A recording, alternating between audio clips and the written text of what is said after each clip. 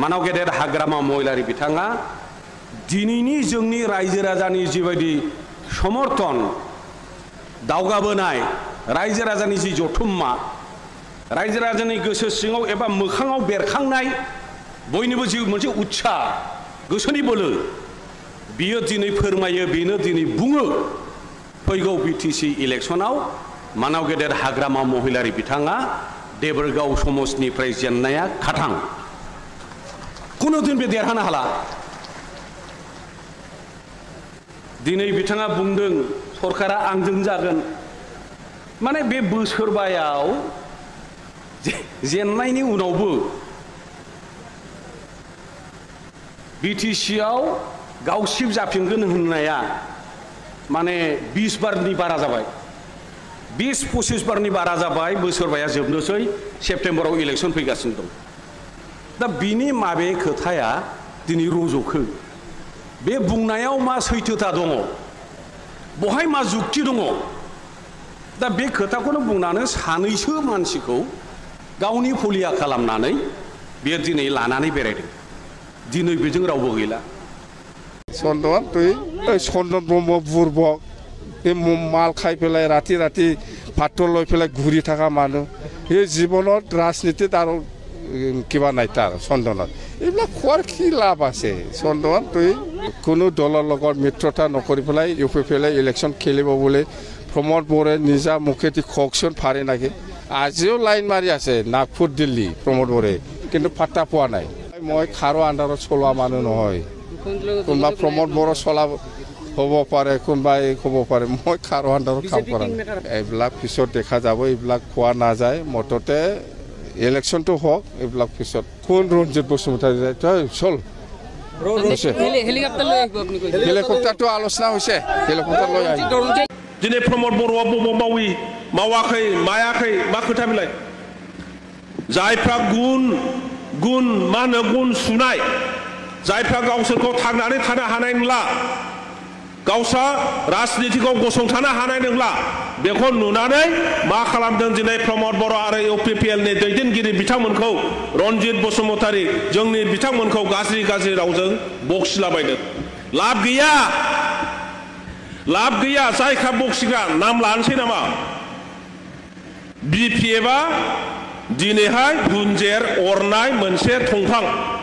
सिङाव जेबो गैला दन्द्रा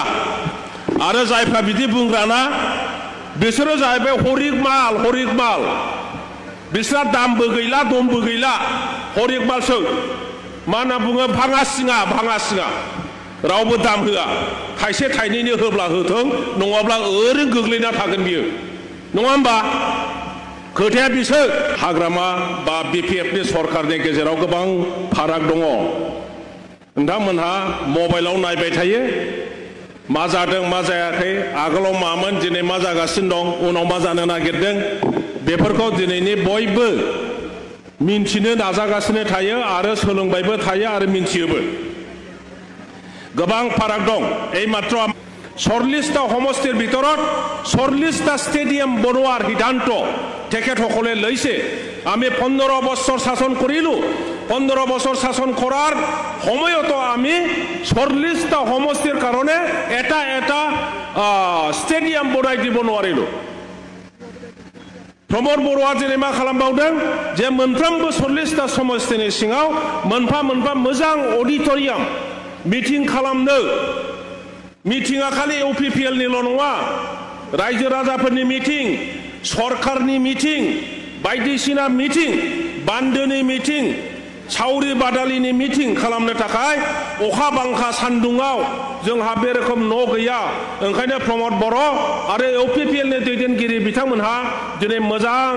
सिन्था खालामदों 40टा समष्टियाव मोनफा मोजां अडिटोरियाम मिटिं खालायग्रा न' लुनांगौ आरो बे रोखोमै नोंथांमोननि बे सिमलायावबो दहाय एमसिएलए बिथाङा जोबोद मोजाङै बुंबाय गंसे गिदिरथार स्टेडियाम दा बानायगासिनो दङ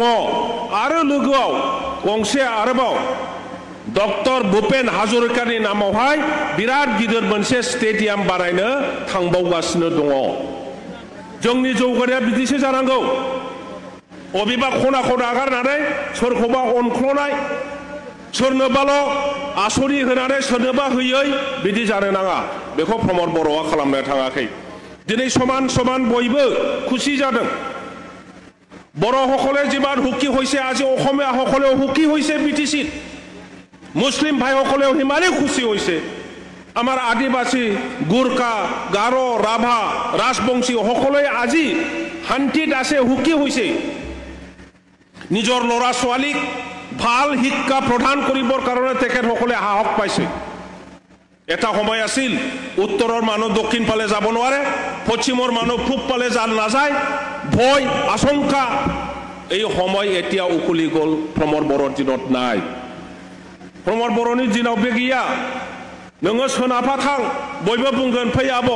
सानजाहा थां बयबो बुंगोन फै आदा माब्रै दङ बेबायदि नङा होमबा दिनै जोंनि ओनसोल बे ककिलाबारियाव मानासर কাষে কাষে কোনবা সেই পাঠশালাৰ মানুহ সাহস হৈছিল নাকি আমাৰ এফালে আহি পেলাই কিবা ব্যৱসায় কৰিবৰ কাৰণে 20-30 বছৰ ব্যৱসায় মানুহ আমাৰ অঞ্চলৰ সোমাবলৈ ভয় খাইছিল কিন্তু আজি পৰিস্থিতি ভাল হোৱাৰ লগে লগে সব গাঁৱত সব জায়গাৰ বেপাৰ বাণিজ্য হৈ আছে মানুহবিলাকে আহিছে গৈছে आरो बेयो जोबोद मोजां जादों फरायनो मोनबाय दिनै गथ'फ्रा गभर्नमेन्टआबो मोजां मोजां स्किम बानायबाय दिनै माबानो सुपार 50 आंनो बानायदोंमोन মই নামাকৰণ দিয়া নাছিলো শিক্ষা বিভাগ মই চাইছিলো 15 বছৰ বিটিচিত আৰু যেটো আমাৰ প্ৰমদ বড়ো ডাঙৰীয়া যেনেকৈ আৰু সফিষ্টিকেশন ৰিফাইনমেন্ট আনি পেলাই যি সুপাৰ 50 বনালে এইটো মই 25 জনীয়া ছাত্ৰ ছাত্ৰী মেধাবী ছাত্ৰ ছাত্ৰীক দিল্লীত বছৰত 3 লাখ পইচা এসিস্টেন্স দি পেলাই সহায় দি পেলাই মই ইউপিএসসি কোচিং দিয়াইছিলো आईएएस आईपीएस जानो थाखाय जी कोचिं लायो बेखौ आङो 25 जन बोसोरसेयाव दिल्लीयाव फाथायोमोन दिनै प्रमद बर'आ बिथाङा दिनै फैनानै सुपार 50 नामाकरण होनानै बेखौ 50 जन लांबाय आरो 50 जननिबो बारा दा खालामगासिनो दङ बिथाङा 100 जननिबो बारा खालामदों माखासे जाति गोष्ठीफोर दङ फरायनायाव उनावहाय आदिबासीफ्रा माब्लाबाबो बर'जों समान फरायनो मोनाखै बर'आ माब्लाबाबो बङालिजों समान फरायनो मोनाखै दा नै बेबायदि फाराग जेन' बिटिसिआव थाया बेखायनो गरिब दुखिया मोजां मार्क्स मोनै जाति गोष्ठीनि छात्र छात्रीफोरखौ आरोबाव सुबिदा होनो थाखाय प्रमद बर'आ दिनै सुपार 50 खौ 50 जननि बारा सेंग्रा सिख्लाफोरखौ फोरोंदों जोबोद मोजां